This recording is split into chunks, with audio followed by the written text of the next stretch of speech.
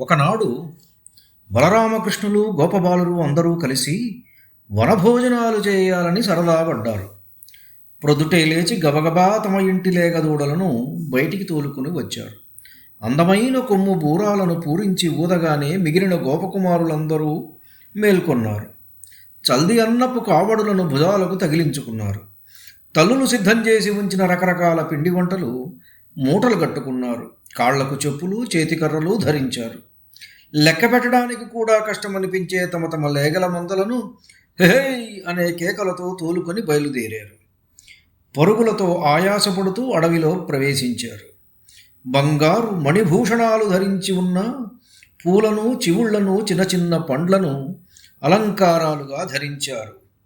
కృత్రిమత్వం కన్నా ప్రకృతికి దగ్గరగా ఉండడమే వారికి ఇష్టం. కొమ్ము బూరాలు పూరించుతూ, పిల్లన గ్రోబులు ఊదుతూ, తుమ్మెదలతో పాటు ఝుమ్మని పాడుతూ, నెమళ్లతో సమానంగా నాట్యం చేస్తూ, కోకిలలను, మిగిలిన పక్షులను అనుకరించి కూతలు కూస్తూ, చిలుకలతో పాటు అరుస్తూ కేరింతలు కొట్టారు.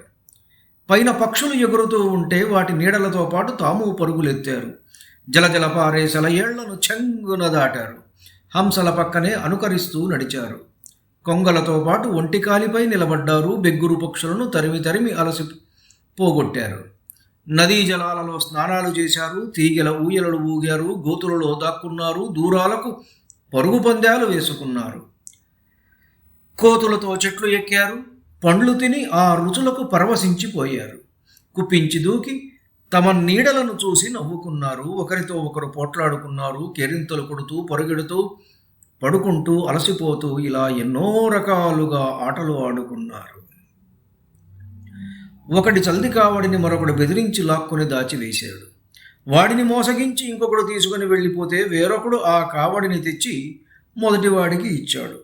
ఒకడు పరధ్యానంగా నడుస్తూ ఉంటే మరొకడు వెనక నుండి వచ్చి పొలికేక పెట్టి జడిపించాడు. ఇంకొక చోట ఇంకొకడు ఇంకొకని కన్నులు వెనక నుండి మూస్తే మరొకడు అది చూసి నవ్వుతున్నాడు. తీయని పిండి వంట ఒకడి చేతిలో నుండి మరొకడు లాక్కొని పారిపోతూ ఉంటే ఇంకొకడు అది లాక్కొని పోయి దూడల మధ్య అటు ఇటు పరుగెత్తుతూ అందకుండా ఏడిపించాడు. పిండి వంట పోగొట్టుకున్న వాడికి కోపం వచ్చింది. కృష్ణుడు దూరంగా నడుస్తూ ఉంటే ఇద్దరు బాలకులు కృష్ణుణ్ణి ఎవరు ముట్టుకుంటారో అంటూ పరుగులెత్తారు. ముందు ముట్టుకోగలిగిన వాడు ముట్టుకోలేని వాడిని చూసి పకపక నవ్వాడు. మహారాజా, మహాయోగులు కూడా ఏ పరమపురుషుని పాదపద్మాల ధూళి కొంచెం కూడా చూడలేరో అటువంటి కృష్ణునితో గోపబాలకులు కలిసిమెలిసి ఆడుకున్నారు. అతన్ని కౌగలించుకుంటూ, అతనితో చెట్టపట్టాలు పట్టుకుంటూ, తన్నుతూ, గుద్దుతూ, హాస్యాలాడుతూ, మీద పడుతూ, కలిసి ఆడుకుంటూ ప్రేమిస్తున్నారు. ఈ గోపబాలకుల భాగ్యం ఎంతటిదని చెప్పవచ్చు. యోగులకు బ్రహ్మానంద స్వరూపుడు, భక్తులకు ఆరాధ్య దైవమైన వాడు అయిన ఆ భగవంతుడు అజ్ఞానులకు బాలుని వలె కనిపిస్తున్నాడు. ఆయన ఎవరు ఏ విధంగా భావిస్తే ఆ విధంగా అనుగ్రహించేవాడు. అటువంటి కృష్ణుని సాన్నిధ్యాన్ని పొందిన వారు గోపాలకులు. ఆహా, ఇలాంటి పుణ్యాత్ములు ఎక్కడైనా ఉన్నారా?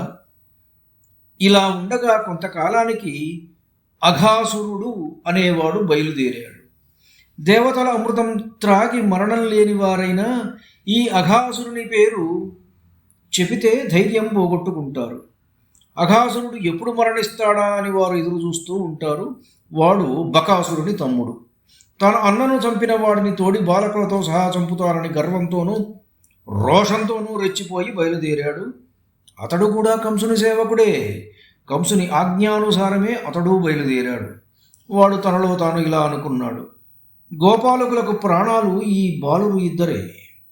మా అన్న బకాసురుని ప్రాణానికి బదులుగా ఈ ఇద్దరు బాలులను చంపితే చాలు, గోపాలకులందరూ చచ్చిపోయినట్లే. ఈ విధంగా నిశ్చయించుకున్న అఘాసురుడు ఘోరమైన కొండ చిలువ రూపం ధరించాడు. ఆ కొండ చిలువ యోజనం వెడల్పున మహాపర్వతమంత పొడవున ఉన్నది. దాని కోరలు పర్వత శిఖరాలను మించిపోయి ఉన్నాయి. నల్లని మేఘాల వంటి పెదవులు తెరిచి ఉండగా పై పెదవి ఆకాశాన్ని తన్నుతున్నట్లుగా ఉన్నది. పర్వత గుహల వలె ఉన్న కోరల మధ్యనున్న సందులతో అంధకారబంధురమైన నోటితో భయంకరంగా ఉన్నది. దాని చూపుల నుండి అగ్నిజ్వాలలు వెలువడుతూ ఉన్నాయి.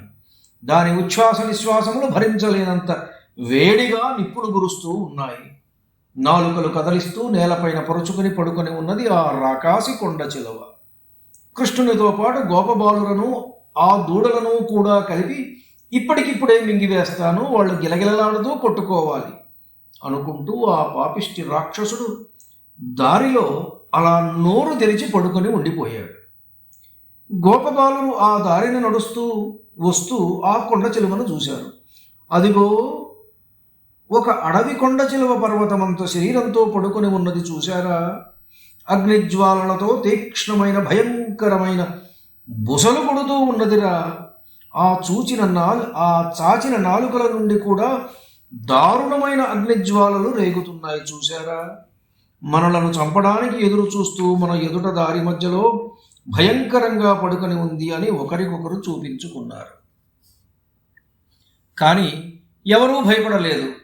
బకాసురుని చంపిన కృష్ణుడు ఉండగా మనకు ఈ పాములంటే భయం ఏమిటి? రండర్రా దాటిపోదాం. కాదు, వంకర బుద్ధితో మనలను అది మృంగితే బకాసురుడి మాదిరిగానే అది ఖచ్చితంగా చచ్చిపోతుంది అనుకుంటూ కృష్ణుడి కేసి చూస్తూ గోపబాలకులందరూ చేతులు పట్టుకుని నవ్వుకుంటూ ముందుకు సాగిపోయారు. వారిని వారించడం ఎవరికీ సాధ్యం కాదనిపించింది. అప్పుడు కృష్ణుడిలా అనుకున్నాడు, అయ్యో అర్భకులందరూ ఇది మామూలు పాము కాదని, మహారాక్షసుడని తెలుసుకోలేదు. నేనున్నాననే మొండి ధైర్యంతో నిర్భయంగా దానిని ఎదుర్కొంటున్నారు. కృష్ణుడికి వెంటనే రాక్షసునిపై కోపం వచ్చింది. అతడు కూడా వారి వెనుకనే పాము నోటిలో ప్రవేశించాడు. బాలకులందరూ తమ తమ లేగల గుంపులతో సహా భయంకరమైన ఆ చిలువ నోటిలో ప్రవేశించారు. అప్పుడు అఘాసురుడు వారందరినీ మృంగివేసే ఆవేశంతో నోరు ఒక్కసారిగా అప్పళించాడు. ప్రళయకాలంలో భగ్గున జ్వలించే భయంకర జ్వాలల వలె మంటలు మండుతున్న తన నాలుకలతో వారినందరినీ నోటిలోనికి లాక్కుని మింగివేశాడు. దేవతలందరూ ఆ మహాసర్పం వారిని మృంగివేయడం చూసి భయపడిపోయారు. ఆ గోపబాలకుల మనస్సులన్నీ ఎప్పుడూ కృష్ణుని చుట్టే తిరుగుతూ ఉంటాయి. వారు శారీరకంగా బలవంతులు గారు, చిన్నపిల్లలు. తాము మోస్తున్న చిక్కములు కూడా వారికి బరువే. అయితే ఆ గోపకుమారులు కృష్ణునికి తమను తాము సమర్పించుకున్నారు కనుక చాలా ధైర్యవంతులుగా ఉన్నారు. ఈ విధంగా ఆ భయంకర సర్పం చేత మృంగబడుతూ ఉన్న తన మిత్రులందరినీ చూసి కృష్ణుడు తనలో తాను ఇలా అనుకున్నాడు, నేను ఇంటికి వెళ్ళేసరికి గోపికలు ఎదురు వస్తారు. ఇంతవరకు మా పిల్లలు లేగదూడలు కలిసి పరిగెత్తుకుంటూ ఇంటికి వచ్చేవారు. కృష్ణా, ఈనాడు మా కొడుకులు రారేమి, ఏమైనారు అని అడుగుతారు. వారికి నేనేమని జవాబు చెప్పగలను? ఈనాడు వీరిని లంకె తగిలించినట్లు పాము నోటికి అప్పగించాడు బ్రహ్మదేవుడు. ఈ విధి ఎప్పుడు ఇలాంటి క్రూర కృత్యాలే చేస్తాడేమిటి? కృష్ణుడు సర్వము చూడగలవాడు, అందరి చూపు తానే అయినవాడు, తనను ఆశ్రయించిన వారి కష్టాలను తొలగించేవాడు, తామర రేకుల వంటి కన్నులు గలవాడు.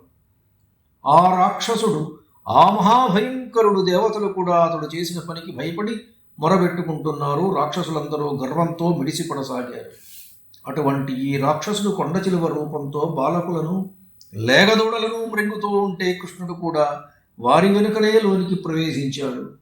ఆ కొండ చిలువ నాలుకతో అందరినీ చిందరవందర చేసి కొద్ది కొద్దిగా మింగడానికి ప్రయత్నిస్తూ ఉంటే కృష్ణుడు కంఠద్వారం దగ్గర చేరి తన శరీరాన్ని విపరీతంగా పెంచి దిమ్మిస కొట్టినట్టుగా అక్కడే ఉండిపోయాడు. ఇహ పాముకు ఊపిరి వెళ్లే దారి లేదు. ఆ పాముకు ఊపిరి ఆడలేదు. లోపల చేరిన గాలి బయటకు వెళ్ళక కడుపు ఉబ్బసాగింది.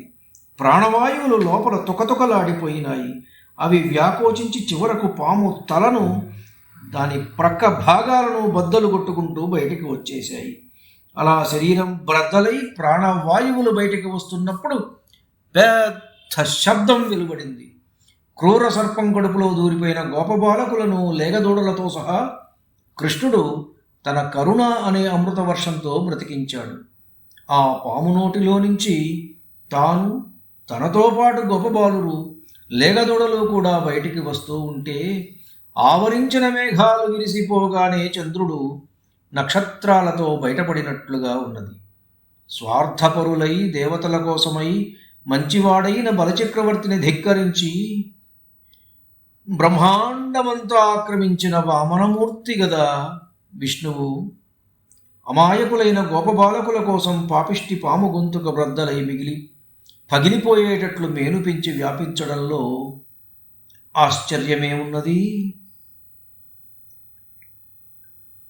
అప్పుడు ఆ మహాసర్పం శరీరం నుండి దిక్కులు వెలిగిపోయే అద్భుతమైన వెలుగు వేగంగా వెలువడి ఆకాశంలో వెలుగుతూ వచ్చి కృష్ణుడి శరీరంలో ప్రవేశించింది.